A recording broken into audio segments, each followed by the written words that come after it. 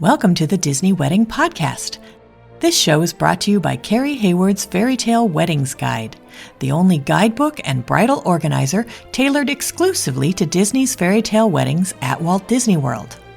I'm Carrie Hayward, and each week I feature Disney wedding updates, money-saving tips, and interviews with wedding vendors and real Disney couples. I also cover honeymoons, anniversaries, and engagements at the Disney parks and resorts. Join me now as the Disney Wedding Podcast celebrates romance at Disney destinations.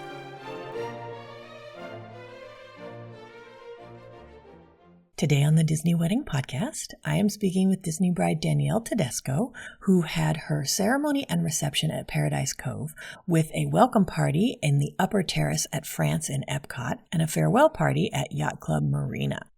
I thought you guys would be interested to hear about how she chose this combination of venues and how she planned everything and how it all turned out. So welcome, Danielle. Hey, how are you? I'm great. Thanks so much for being on the show today. Oh, anytime. I'm excited to be here. I would love to start at the beginning and find out how you guys ended up switching from your original plan, which was to have an after-hours wedding in Magic Kingdom at Disney, to a Paradise Cove wedding with 2 additional private events at Disney. Absolutely. I had always envisioned my wedding in front of the castle. I'm a huge Disney person, and through our relationship, Steve became one as well.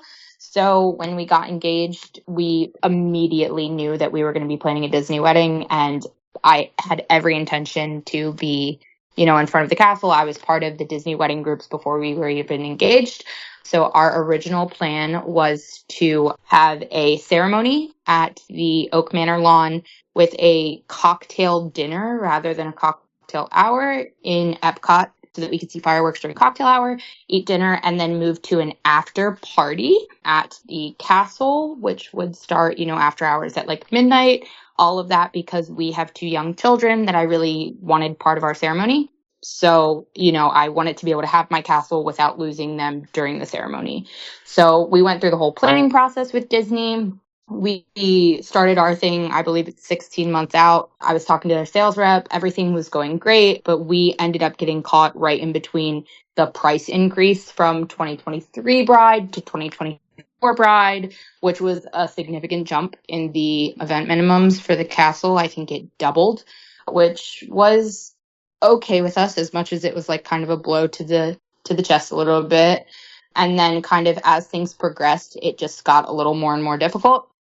So Disney has a hard stop on alcohol at 2 a.m., which makes last call at 1:30. And they had told me that I wasn't guaranteed to get into the park until, I want to say it was 12:30, which would have made my, after hours a little difficult because we're a big drinking crowd. That was the first thing they rolled out. And then when I was like, okay, maybe I'll agree to that, they had added on that it could not be weekends at all whatsoever anymore. I was not eligible for a weekend date. It was going to have to be a Tuesday at midnight, so like Monday into Tuesday, or a Wednesday into Thursday at midnight, which was really hard for us. That was another rough one to take. They made it really difficult on timelines for us. Like I just feel like through the whole planning process, it was like every day it was a new thing. And when we had finally overcome all of those battles and I kind of felt like I was settling but still getting what I wanted, they hit me with a really hard food and beverage minimum. So we were expecting to have approximately 75 to 80 people there. And at the last minute, like the day before I was supposed to sign my LOA, they told me that in order to have any type of food and beverage in the park, which my plan was just desserts and drinks, I would have to meet a $20,000 minimum. Originally, I thought they meant across my whole event for the day, but they meant in just Magic Kingdom directly, which made it really hard for me. I just didn't feel like it was possible to accommodate a $20,000 minimum with 75 people. I actually jokingly told my sales guy I would have no choice but to give out filet mignon as my thank you presents at that point. So it was just impossible. I felt like the entire thing, you apply at 16 months and you kind of talk to someone and then they don't really begin talking to you again until you hit that 11-month mark. And everything was so positive from month 16 to month 11. It was like my fairy tale came true. I was, going back and forth with Joe, who was amazing, my sales rep, and talking through all of these options. And then at the very last minute, you could tell he was really apologetic. And I tried to get exemptions from upper management, because I was going to be spending so much money in EPCOT on dinner, but they really crushed me with the food and beverage minimum being doubled with the event minimum. And, that just hadn't been released yet. So it really blindsided us is what took us away. Now, how did you choose Paradise Cove then as the alternative? We explored a lot of options, and through all of them, we were torn between an Animal Kingdom after hours wedding with the same type of setup, or Paradise Cove, which was referred to me through the Diz Brides group. And the Animal Kingdom one, the struggle there was it would have been the same setup, just a reception only. And apparently they have very strict rules with music because of the animals. So we would have had a hard 1:00 stop on any audio, no matter where we were. So previously you were allowed to have music in Everest, I think, but they got rid of that. And then they suggested Festival of the Lion King, but that would have had to just be a dinner reception, which really wasn't the vibe we were looking for either, because that doesn't have the audio restraints. So we started looking into Paradise Cove, which from pictures looked really great. It had great reviews. And when I called them, they had our ideal date partially available, but it was being held temporarily by somebody else. And then they ended up losing the other person that had a temporary hold on it, and it was available. We became even more interested. And then the honest final answer that pushed us to that, instead of the Animal Kingdom option, is when my, at that point, fiance found out they had a beer donkey. That kind of locked him into there. He was like, well, at one place we can have a beer donkey, so I want to go there. Okay, my listeners are going to want to know, what is a beer donkey? So it is a donkey that comes with a handler that will roam around at whichever point during your ceremony you decide. We picked for our cocktail hour, which is what they recommend, that it carries this lovely satchel with different types of beer in it. And it's like a photo opportunity. People can pet it. They can grab a beer. It's just like more of a talking point and an entertainment factor. So that is what really drove Paradise Cove home for my fiance, and he didn't really seem excited about many other things, so I let him win that battle. So then how did your guests react when they found out where the wedding would be? A lot of shock, and I don't want to say disappointment, but definitely I feel like the chatter died down. We had been so excited about our castle, and so many people had known that it was my vision for so long that I think a lot of people were genuinely disappointed that they weren't going to get to go to that picture perfect fairy tale Disney wedding that everybody visions, that you see on their, TV show. But nobody wanted to say that to me because I was really upset. Like, Disney had me in tears multiple times just over the fact that I really felt like I was settling and losing my vision. And I maintained that kind of mentality all the way up into the wedding, if I'm being honest. So I feel like everybody was really tippy-toeing around me, but you could definitely tell that, like, the chatter, the excitement to talk to me about it had gone away, honestly. What was their reaction when they actually experienced your wedding at Paradise Cove? I have yet to have a person that tells me this wasn't the best wedding they've ever been to. I had people directly walk up to me after the 3 events and tell me that they were so grateful that Saturday was off property because of the vibe and the experience. So even like my cousin comes to mind, who was so excited for a Disney wedding, and like she helped me with some of my florals and stuff. Like, she was like, yeah, when people ask me like, how's your cousin's Disney wedding going, I like kind of feel uncomfortable telling them like, oh, not nearly as exciting as it used to be. And even she had said like the wedding was just amazing. Like everybody, there wasn't a single person, even my brother-in-law who was dreading like a quote unquote Disney wedding, said to me afterwards, he was like, that was nothing like Disney. Like that was such a good time. This was one of the best weddings I've ever been to in my whole life. That's awesome. How many guests did you invite and how many were able to make the trip? We have a really large family and had to do a lot of those courtesy invites. So we invited, I want to say around 150 people, and our final count ended up at 81. Got it. Now, how did you find the outside vendors for the various aspects of the event at Paradise Cove?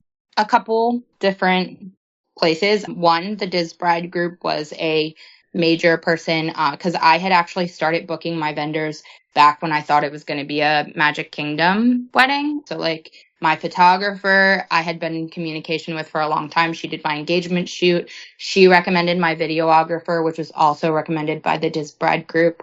Same thing with hair and makeup. She did my park shoot, which was prior to my wedding. So those people all came from Diz Brides. The venue themselves, Paradise Cove, recommended some vendors. They recommended more than I actually used because I did some due diligence on that. And then working with my planner, she had recommended a decent amount of people as well. So it was like a group effort. So in order to be eligible to do in-park portraits through Disney, you had a welcome party at the Upper French Terrace in EPCOT that cost the minimum required to qualify for a Disney's Fairy Tale Wedding reception. Can you talk a bit about what you did at the reception and how you were able to meet the minimum with a welcome party? Yes. So thanks to your guide and combing it with my type A planning personality for hours upon hours, because I was determined to at least get my pictures in front of the castle, I discovered what I will call a loophole that says that as long as you have a 4-hour reception, you're still considered a Disney Fairy Tale Wedding bride, which means that you qualify for the park shoot. Now, I obviously going from the after hours wedding to Paradise Cove, it made a lot of room in my budget to do more out of the box and fun things because the castle is priced so high. So, looking at those options, it actually ended up still being cheaper to plan a quote unquote 4-hour reception. So I had originally planned to do a 2-hour full dinner reception inside Living Seas and then move over to France for another 2 hours for a dessert party that would have qualified as my full 4-hour reception. But when I got my initial BEO back with the pricing for that, I almost died. I choked a little bit. It was like between that and my farewell brunch, I want to say the Living Seas part was like a $30,000 expense for just dinner inside there. And honestly, I hated the venue anyway. That was another area where Disney was just like a really big uphill battle for me, is that they would not give me any venues during park hours. They kept telling me things were unavailable, or, I was too big for the area, or I wasn't allowed to have it during those hours. And I really wanted to be our guest theme. I had originally really wanted characters at my Friday night event. That was the whole point of Living Seas. So that was another large battle with Disney. Yeah. So how I ended up meeting it was basically food and beverage. We are huge foodies. It was a big part of my planning, is making sure everybody had great food. So we, at the last minute, cut an hour off, which they didn't save us any money for, but technically we paid for a 4-hour dessert party. And then we just added some really good foods. We added a magician. And then, 81 people is a decent amount of people that the food and beverage kind of put us there, as well as adding in a ride mix in. So I'm not exactly sure where my BEO falls, but I want to say we were like $5,000 probably above like a standard event minimum, but right on par for where we would have needed to be for like an in-event dessert party. Where did you have your ride mix in? We did Remy, the Ratatouille adventure. They quoted me a lot of things originally when we were going through entertainment. I, originally wanted characters, which I was unable to have because I was outside at that point. They quoted me for like a watercolor painting artist, a silhouette drawing person, the magician, But that was really it. They didn't give me too many options, which was a little disappointing. I do wish I added some other forms of entertainment Friday night, just because having the extended party in order to meet the requirement, I feel like there was probably 45 minutes that we all were like standing around wishing there was a little more to do. But we're, like I said earlier, big drinkers. So we had an open bar, which kind of filled some of the void as well. Got it. Okay. And then can you tell my listeners a little bit about your farewell party at Yacht Club Marina? My favorite breakfast on all of Disney property is Ohana's.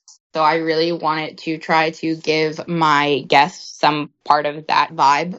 So we wanted like an Ohana themed brunch. That was another one. Really big uphill battle on the venue, but Disney actually really surprised me with that one. I was originally booked at the Attic. We were looking through aerials. I really wanted Trader Sam's Grotto, but my group was just too big for it. They tried to push me into a ballroom more times than I could count, which I was really against. And then they surprised me and told me that I was allowed to have characters at the Yacht Club Marina. So that was probably the first really pleasant experience I had with my planner, who was Brooke. And she was wonderful to deal with. She did the best she could to make everything as pleasant as she could. So we did like a really long Roman table. We brought in palm trees. We worked with floral and decor to, kind of give those Hawaiian style vibes with the big leaves and florals through the middle. And then we brought in Stitch and Mickey as like surprise guests for our brunch. And then we just did like a buffet with Ohana bread, which was really important to me. Mickey waffles, chicken to go with them and make some chicken and waffles, a mimosa bar. We added in a ukulele player to really kind of set the scene. And I think that was honestly better than I ever could have pictured that venue. Like I would recommend that tenfold for someone looking for like a very relaxed brunch vibe, being right on the marina with the breeze and outside. And I couldn't have asked for a better way to end my weekend. It was really wonderful. And we actually room blocked at 3 resorts that were on the Skyliner. So I was staying at Beach Club. It was right there. Like, I really think Disney surprised me with how wonderful Sunday's event actually was. That's great to hear. So now for your Paradise Cove reception, what caterer did you use, and do you have any menu items that you would recommend? Yep. So we went with Paradise Cove requires you to use certain vendors of theirs, which really scared me at first. But their caterer was amazing. I said earlier, like I'm a foodie, and we went to their tasting, and I think Steve still talks about their Alfredo. It was just so good, and they were so wonderful to work with. So their name is Cocktails Catering. Alicia is who I dealt with the whole time, and she was also amazing in helping me save money where I could and design tables because I'm by no means a designer. So she was absolutely wonderful. So the Alfredo was to die for there. I don't eat turkey, but my guests were raving about the turkey. And then we actually did a dessert bar instead of a traditional cake. So all of their desserts were also wonderful. I don't think anyone had a bad meal at all. We ended up doing stations rather than a buffet or a plated meal because our whole thing going into the weekend was like, we really wanted everyone to have an experience. We wanted the whole thing to be very guest centric. We wanted them to just leave being like, wow, that was so fun. Every wedding I had ever been to in my life, I feel like was very uptight and boring. And I just wanted to break the social norms of all of that through every decision I made. So the stations were super interactive. Their people that they had working with them were amazing. The food was so good, better than anything I've ever had at another wedding. So yeah, the caterer was just, they definitely helped make the whole event. That's wonderful. Did you add any entertainment to your wedding at Paradise Cove? Entertainment for us started way before the reception. So I'll kind of walk through all of it just because it really, I feel like, made an inclusive experience. So we did all of our pictures before our ceremony started. And at the end of pictures, we brought in the fairy godmom from PS I Love You Entertainment to kind of welcome our guests. We did a welcome drink that started 30 minutes prior to our ceremony. So she, mingled with everybody, got everybody excited for the wedding, made sure they got their drinks, helped them find their seat, and then got the wedding started with the, unplugged ceremony announcements and just, today's going to be a magical day. And then from there, during cocktail hour, we had the beer burro that I spoke about earlier. That was probably the hit. And then from Tutu Tales Entertainment, we had Lady Tremaine and the Evil Stepsisters to once again just mingle with everyone. We did an extended cocktail hour that was an hour and a half long. So she just really got the guests involved, made sure everybody was having a good time, or I should say they. So they were just running around really kind of setting the tone for the reception. And then during our reception, we did a photo booth and a DJ. So most of our entertainment was definitely prior to the actual reception. Okay, so it sounds like guest experience was really important to you guys. Can you talk about any other aspects of the event that you focused your attention or your budget on? I would say just in general, every decision we made, I thought to myself, like, if I was a guest, what would I want? So it was just like the little details. So Friday night, having the magician walking around mingling with the ride mix-in was huge. Saturday, we did Paradise Cove offers a boat entrance for all of the groomsmen. So we did that. We added in, I didn't even think about this for my entertainment, for our actual ceremony, rather than having our DJ do our ceremony music, we hired a violinist and a harpist through Paradise Cove that were amazing to work with. But I feel like they really brought, more of the intimate vibe I was looking for our very short ceremony. I think someone commented it was the shortest ceremony they've ever seen. So they were really amazing to work with and, interacting with our guests. And then just the ukulele player on Sunday, the characters, I feel like all of it combined really added to the experience. Like I went for that very inclusive, like it wasn't overly Disney. You didn't feel like you were at someone's birthday party, but there were like clear hints. So our ring bearer carried like a glass slipper that my now husband 3D printed and like mounted to a pillow. For our seating chart, we did take a shot and take a seat wall that guests seemed to really enjoy. That was like a fun one that we got a lot of really cool pictures for. And then just my planners and my day of coordinators, the Fairy Tales and Wedding Bells, they were also just super involved with my guests. I had so many people walk up to me and be like, oh my God, those people were amazing. Just taking pictures and helping them, making sure that the characters were interacting with each person.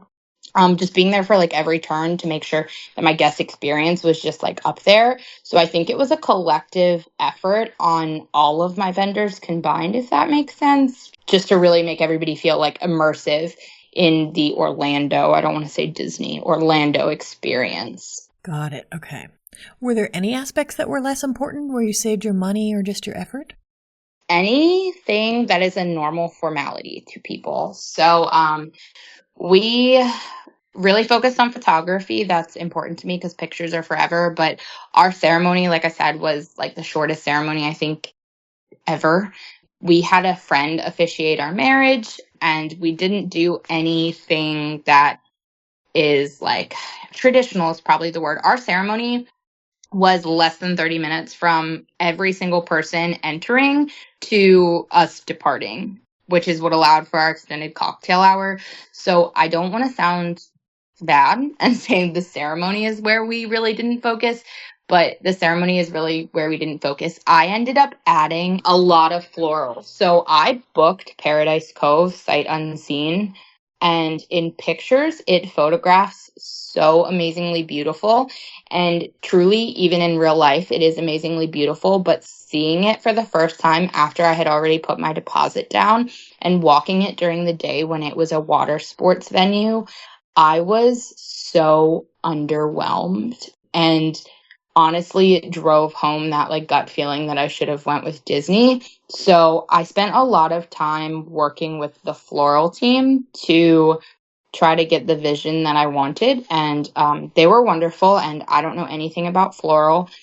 So they really kind of led the way. But even that was like an expense I wasn't really expecting. But I don't want to say I didn't spare any expense, because where I did spend, I made sure I was spending it the best way possible and getting the best bang for my buck. And like I said, my caterer really helped to make sure I was spending money where it made sense and wording things correctly. That was something I learned really hard with Disney with food, is wording something. The chefs taught me that at the tasting, that if you want the pastries from Topolino's Terrace, which we love so much, he was like, honestly, there's nothing truly special about them, and you get charged so much more if the word has to say inspired by, because it becomes a custom menu. So we just really dug deep on trying to be, I call it bougie on a budget.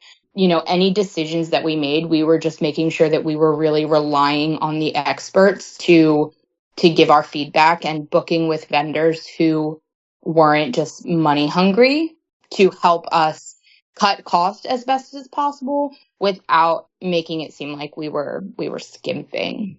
Who did you use for floral and decor? It's also required by Paradise Cove, but they do amazing work. Their name is Atmosphere Floral. Can you give my listeners a timeline of how the wedding day all fit together?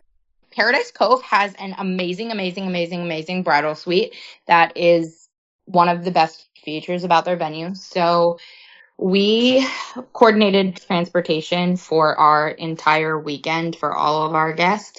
So my bridal party, which I had a larger bridal party, I had 9 bridesmaids plus me. We started getting picked up around 7:55 to be at the venue by 9. So my bridal party was picked up at whatever. We were there at 9 o'clock to get ready. Groomsmen started getting ready around 12 at our suite at the beach club, and then they were brought over at 2 o'clock. So from 1 o'clock to 2 o'clock, it was bridesmaid pictures. And this was the perfect world timeline, because, nothing on your wedding day goes perfectly, but our photographer really helped to get us back on schedule when we deviated. So from 2 o'clock to 3 o'clock, we did full bridal party pictures, as well as me and Steve's initial pictures. And I did a first look with my 2 sons, which was, I have no regrets with that. My 4-year-old gave me the best reaction in the whole world. So if you're looking for like an alternative and you have kids in your life, I really recommend that. Like his response, he like melted and was like, "You look like a real princess," and I almost cried. So from 2 to 3 o'clock, we did bridal party pictures and couples pictures. And then from like 3:15 to 4:15, we did immediate family pictures and any like miscellaneous pictures from our close-knit people. And then at 4:15, our guests started arriving. 4:30 to 5 o'clock, they did a welcome drink and were mingling with the fairy godmother. From 5 to probably 5:20 was our ceremony. The whole thing, boat entrance, bridal entrances, the whole ceremony.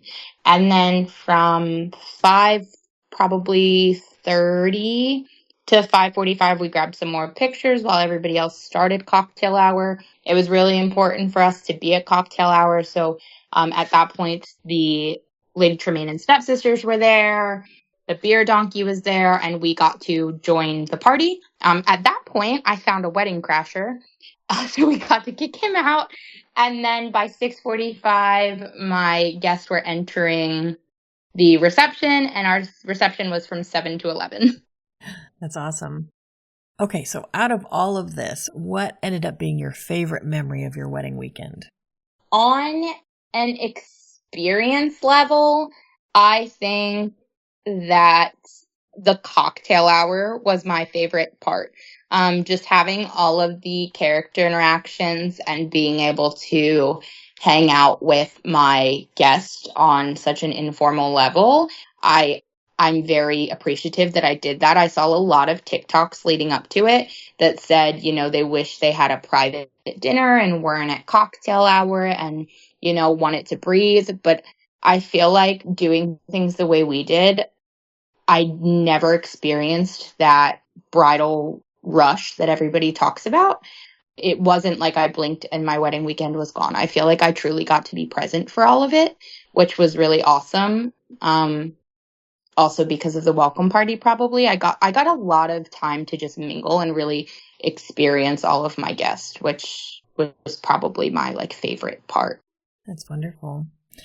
Did anything go wrong or just not turn out like you expected? My transportation vendor was awful, in the nicest way possible. All of my pickups went wrong. There was not a single pickup on Saturday that went to plan. It was chaotic.